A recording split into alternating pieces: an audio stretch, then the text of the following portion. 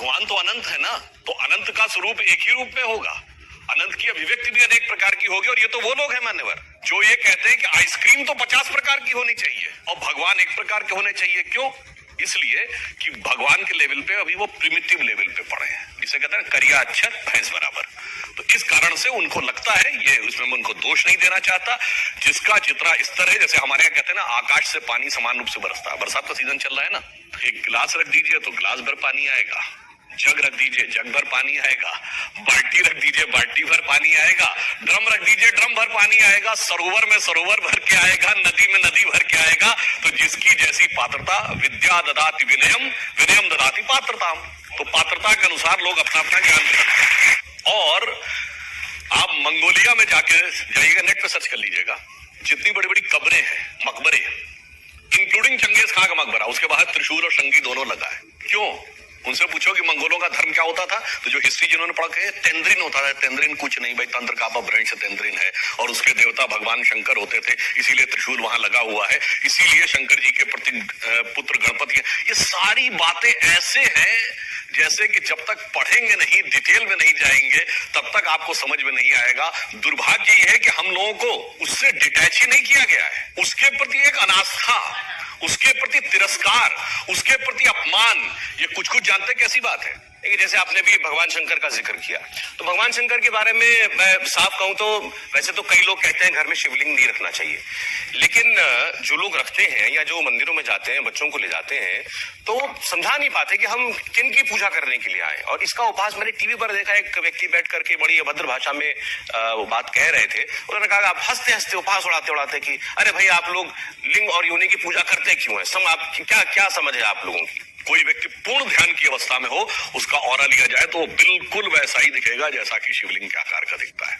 अब इसीलिए तो मैं कह रहा हूं। और शिव क्या है, ध्यान लगाइए तो वो उसके देवता हैं। इसीलिए शिव जी के पास तीसरा नेत्र है। तीसरा नेत्र किसका है?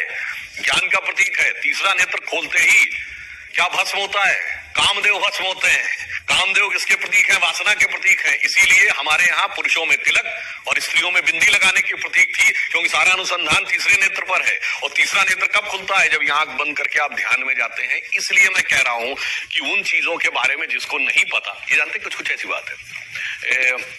मैंने बचपन में एक फिल्म देखी थी, शायद लेट 60s की थी, ब्लैक एंड व्हाइट जमाने की, मैं भूल रहा हूं। उसमें जितेंद्र एक अशिक्षित व्यक्ति बने हुए हैं, वो ट्रेन में अंदर आते हैं और वो अपना बहुत बड़ा सा एक जो बोरा लादे होते हैं, वो चेन पुलिंग वाले उस पर टांग देते हैं। ट्रेन रुक जाती है। अब वो आता है जो टीटी, देखता है, वहां तो पता लग जाता ना किस डिब्बे से ट्रेन खींची गई। आके देखता, कहता ये किसने टांगा? उसने कहा जी मैंने टांगा। कहता इसकी वजह से ट्रेन रुक गई। कहता क्या आप हमको बेवकूफ बना रहे हो क्या? जो अपने पेट में इतने सैकड़ों हजारों लोगों को लेकर चलती है, वो इसे खींचने से रुक जाती है। इतना बेवकूफ हमको मत समझिए। तो ऐसी ही बुद्धि उन लोगों की है। आप किसी से कहिए कि यहां से बटन दबाएंगे, आज से केवल 100 साल पहले, तो आपको न्यूयॉर्क में बात हो जाएगी, तो कहते थे ना इतना बेवकूफ मत समझिए। इसलिए मैं कह रहा हूं ज्ञान का विकास होने दीजिए, तब आपको समझ में आएगा। अब एक उदाहरण दे देता हूं।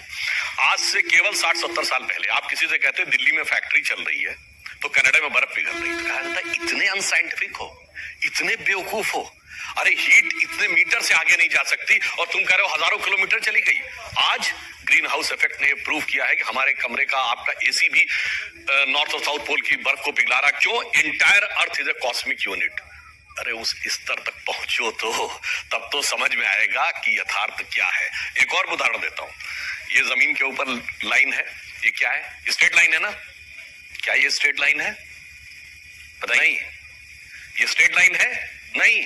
ये अर्थ के रेडियस के सर्किल का आर्क है, यानी पृथ्वी की जितनी त्रिज्या है उस वृत्त का ये एक आर्क है। बड़ी आपको समझ में आएगा जब कई हजार किलोमीटर ऊपर आप जाएंगे तो आपको दिखेगा धरती गोल है और ये स्ट्रेट लाइन उस गोल आर्क का हिस्सा है। यहां बैठ के आप कहेंगे कितने बेवकूफ हो, तुम्हें दिख रहा है कि लाइन है, इसके बावजूद तुम्हें समझ में नहीं आ रहा है। जैसे दिखता है कि सूरज पृथ्वी के चारों ओर घूमता है। घूमता है क्या? और कुछ लोगों को लगता था कि घूमता है, उन्होंने हमें समझा दिया कि वो वैज्ञानिक थे और हम अवैज्ञानिक। आपने कभी वर्ड सुना कि गजवाए हिंद शब्द ही क्यों है?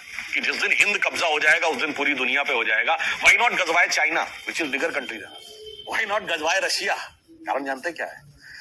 ये भारत दुनिया की एक अद्भुत भूमि है। हम दुनिया की एकमात्र सभ्यता हैं जो हजारों साल से आज तक कभी नष्ट नहीं हुए। हम दुनिया की कॉन्शियस एनर्जी के वाइब्रेशन के सेंटर हैं। इसलिए कहते हैं ना, दिल्ली पे कब्जा कर लो तो हिंदुस्तान पे कब्जा हो जाएगा। अब जैसे इनका चैनल है, अब कोई कह दे कि साहब हेड ऑफिस पे हमारा कब्जा हो जाए तो फिर सारे ट्रांसमिशन पे हमारा कब्जा है। तो सुनिए, दुनिया की वाइब्रेंट एनर्जी का जो हेड ऑफिस है वो भारत है। इसलिए यहाँ हवा में सिद्धांत नहीं दिया गया कि गजवाए हिंद करना है।